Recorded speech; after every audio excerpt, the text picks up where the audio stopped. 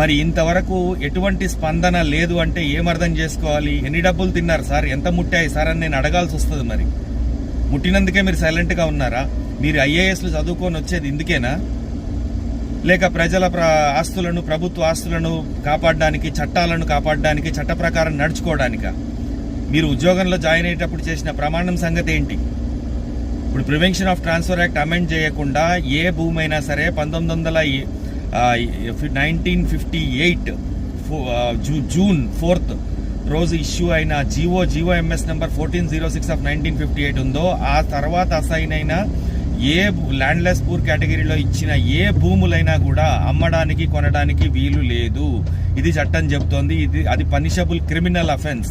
ఈ రీసెంట్గా honourable justice C V Bhaskar Reddy garu కూడా ఇదే విషయాన్ని చెప్పి సంబంధిత అధికారులందరినీ కూడా క్రిమినల్లీ లయబుల్ చేయాలి అని చెప్పి చాలా స్పష్టంగా ఒక రిట్ పిటిషన్లో చెప్పడం జరిగింది.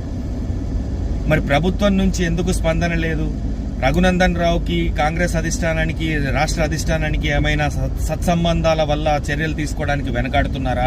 అలా లేని పక్షంలో తక్షణం చర్యలు తీసుకుని ఆ భూములన్నీ స్వాధీనం చేసుకుని రైతులకు అప్పగించాలి. రైతులకు ఆ భూములు అప్పగించేంత వరకు నా పోరాటం ఎట్టి పరిస్థితుల్లో కూడా ఆపే సమస్యనే లేదు.